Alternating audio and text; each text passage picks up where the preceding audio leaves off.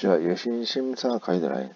금융강동국이 특정 분야에 과도하게 자금을 지원하지 않도록 금융기관에게 대출 지급 시 지키도록 권고하는 지침으로 주택 경기 과열 양상과 투기 수요가 늘어나면서 가계부채가 급증하는 모습을 보이고, 부동산 시장에 유입되는 자금의 제한을 통해 투기 수요를 잠재우고 가계부채 증가를 억제하기 위한 취지에서 도입한 것이다.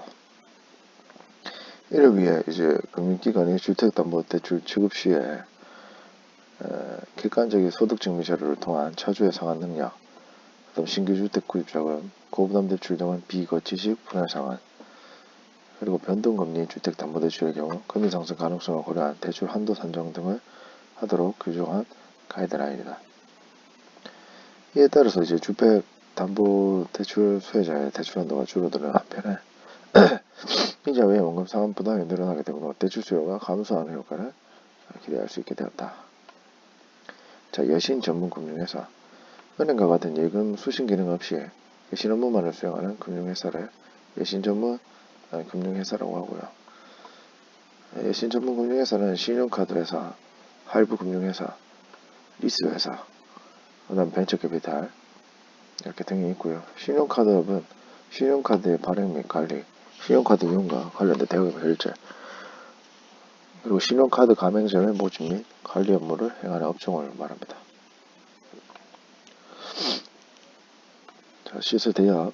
일정한 물건을 새로 지급하거나 대여받아서 거래상 상대방에게 일정 기간 사용하게 하고, 그 기간에 걸쳐 일정 대가를 정기적으로 나눠서 지급받으며 사용기간이 끝난 후에 물건의 처분은 당사자가 약정으로 정하는 방식의 금융업, 일명 리스를 말하고 있습니다. 자, 할부금융업. 제화 및 서비스 매매에 대해서 매수인과 매도인이 각각 약정을 맺고 제화 및 서비스의 구매 자금을 매도인에게 지급하고 매수인으로부터 그 원리금을 분할해서 상환받는 방식의 금융업을 말한다. 신기술 사업 금융업. 신기술 사업 금융업.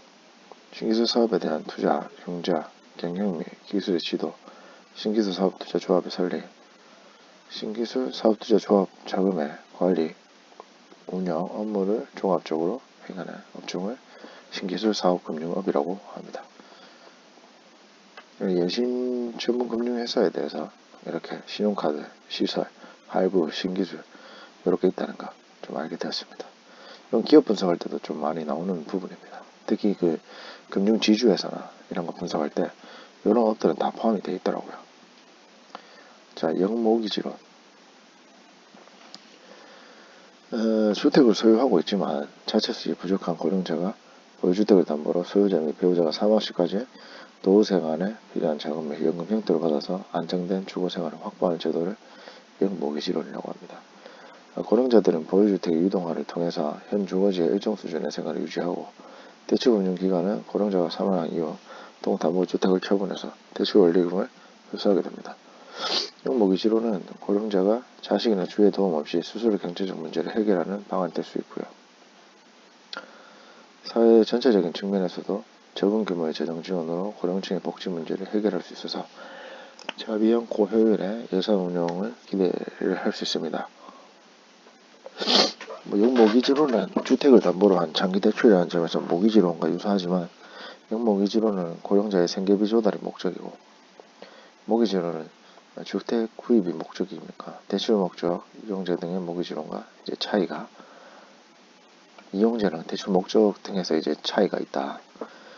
모기지론은 이제 주택 구입자가 대출금의 일정 부분을 매월 상환함으로 기간 경과에 따라서 이제 부채가 감소하지만 주택의 순자산 가치는 증가하는 반면, 영모기지는 매달 약정 금액을 지급받으므로 기간 경과에 따라 부채가 증가하고 주택의 순자산 가치는 감소를 하게 된다. 염색어 모기지 대출이 있습니다.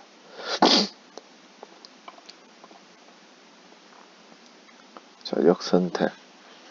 정부의 비대칭성이 있을 때 거래 당사자 중에 정부가 한쪽에만 있는 상황에서 정부가 없는 쪽은 바람직하지 못한 상대방과 거래할 가능성이 큰 것을 이제 의미를 하고요. 이게 역선택이라고 합니다. 중고차 시장에서 상등품의 중고차가 사라지는 경우나 생명보험 시장에서 건강한 사람은 보험에 가입하지 않고 건강하지 않은 사람들만 생명보험에 가입하는 현상. 금융시장에서 신용도가 높은 대출자는 시장을 이용하지 않고 신용도가 낮은 대출자만 남게 되는 사례 등이 있습니다. 이러한 역선택은 자원의 효율적 배분을 저해뿐만 아니고 시장을 위축시키는 심각한 문제를 발생시킬 수 있으므로 정부의 비대칭성을 없애고 적절한 유인을 통해서 역선택을 완화할 필요가 있습니다. 영화 검색어는 도덕적 해이, 정부의 비대칭성이 있습니다. 자, 그리고 오늘 38-2차 마지막 역외금융. 금융기관의 비거주자인 자금 공여자로부터 외화자금을 조달해서 비거주자를 상대로 외화자금을 운영하는 일련의 금융을 역외금융이라고 합니다. 비거주자와 비거주자 간의 자금 중개만을 포함을 하므로 비거주자와 거주자 간 또는 거주자와 거주자 간의 자금 중개는 이에 속하지 않습니다. 우리나라의 역외금융제도는 국내 금융시장에 영향을 주지 않으면서 외국 환은행의 선진금융기법 습득 등을 통한 대외 경쟁력 제고를 도모하기 위해서 1988년 1월에 도입됐고, 외국한 은행이 역외금융 업무를 위해 역외 계정을 설치하는 경우에는 이를 일반 계정과 구분하여 회계 처리하도록 하고 있다. 또한 역외 계정과 일반 계정 간의 자금 이체는 직전 회계 연도 중에 역외자산 평전의 10% 이내에서 가능하며, 이를 초과하는 경우에는 기획재정부 장관의 허가를 받도록 규정을 하고 있습니다. 비거주자가 자금을 이제 공급한 사람부터 이제 외화 자금을 조달을 해서 비거주자를 상대로 외화 자금을 운영하는 이 금융을 역외금융이라고 합니다. 자, 오늘은 38-2차, 38차까지 역외금융, 역선택, 역모기지원, 여신 전문 금융회사, 여신 심사 가이드라인, 엔겔의 법칙, 에너지 바우처 제도, 업무지속계획, 업무교환.